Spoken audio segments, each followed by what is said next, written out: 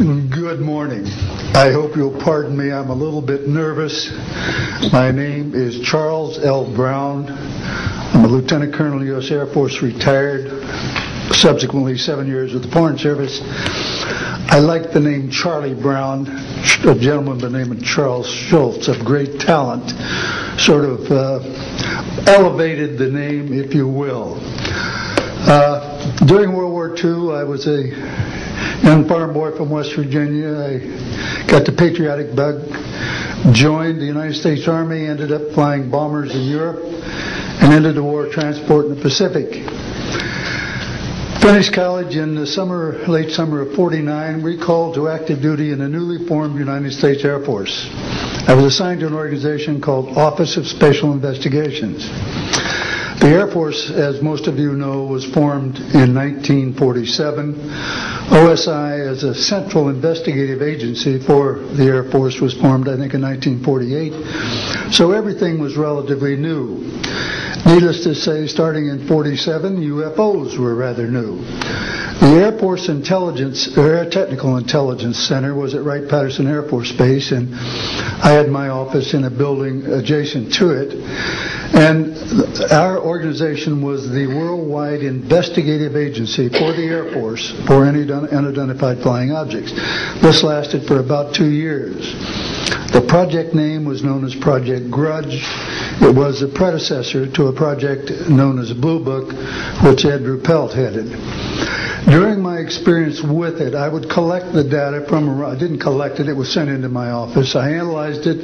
As a pilot investigator, I was able to offer some bits of advice to the Air Technical Intelligence people. Now, you might visualize a massive office, but as I recall, we had a first lieutenant, a secretary, and a technical sergeant. That was the essence of Project Blue Book when it started, or Project Grudge, Blue Book, and expanded somewhat.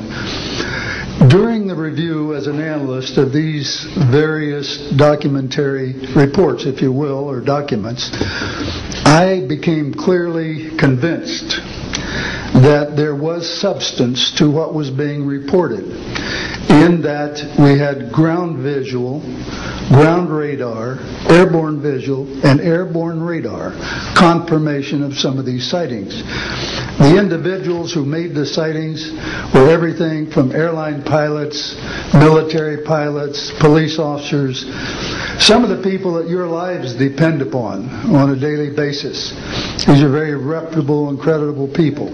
I hope that the testimony here from very credible people will convince you of that and will further Steve Greer's disclosure project, in that pressure needs to be brought to bring this to the attention not only of the Americans but of people all over the planet.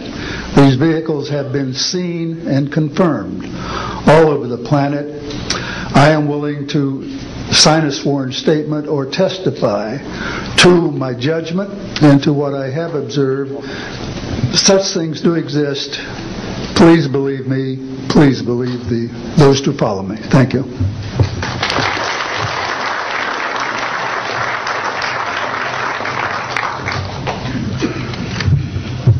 My name is Michael Smith. I was in the Air Force, a sergeant, from 1967 to 1973. I was aircraft control and warning operator. While I was assigned to Klamath Falls, Oregon, in early 1970, I arrived at the radar site, and they were watching a UFO on a radar that was hovering at about 80,000 feet. It sat there for about 10 minutes and then slowly descended until it dropped off the radar. It was gone for about 5-10 minutes, and then instantly reappeared at 80,000 feet, stationary. The next sweep of the radar, it was 200 miles away, stationary. It hovered there for about 10 minutes and redid the whole cycle twice more. When I found out what you normally do when you see a UFO, I was told that you notify NORAD, you don't necessarily write anything down, you don't write anything down, and you keep it to yourself. It's a need-to-know basis only. And NORAD one night called me about later in the year to let me know as a heads up that there was a UFO coming up the California coastline. I asked them what I should do about this. They said, nothing, don't write it down, it's just a heads up.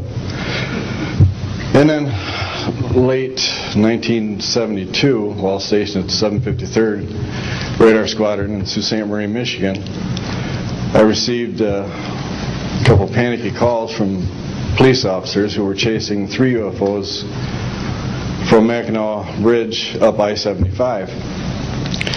So I immediately checked the radar, confirmed that they were there, called NORAD, and they were concerned because they had 2 inbound B-52s going to Kinslow Air Force Base.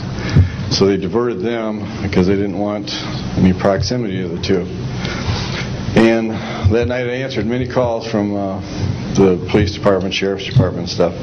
And my standard response was that there was nothing on radar. And I will testify to this under oath to a congressional hearing.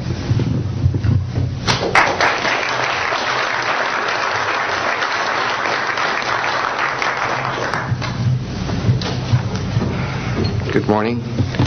My name is Enrique Colbeck. I am air traffic controller. I'm sorry for my English. I'm so scared. I'm not accustomed to talk in front of a lot of people.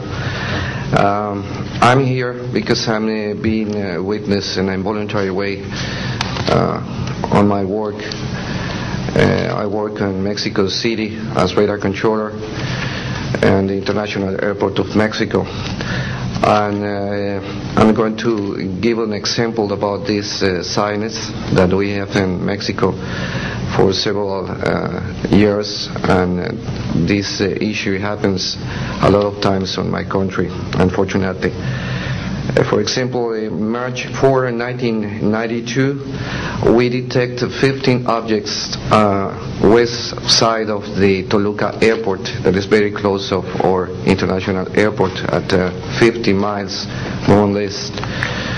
Then July 28 of 1994, we have almost a collision or something that we can name in that way with an international flight, domestic flight of Aeromexico 129, commanded by the pilot Raimundo Cervantes Ruano, that has a trash or something about in his main landing gear in the right leg. That's occurred at night at 10:30 more or less. Then in the next week, the same year, in the same moment, the Aeromexico Flight 904 has another almost collision that was reported for the pilot Corso, the Capitan Corso, at 11:30 in the morning, and we detect that object on a radar suddenly, just for a moment. Then the next week we have a lot of silence reported by the pilots that give us information about the weird traffic or something, brighting lights and different times, and we detect some of them in that week. But in September 15 of 1994, we have a detection about 5 hours more or less on a radar and a new equipment that we believe that that equipment was working in not a good way, because it's not human that you have detection by 5 hours of the same object and apparently without movement. Well, we concur with the technical persons of radar in our country that the radar system was working well, and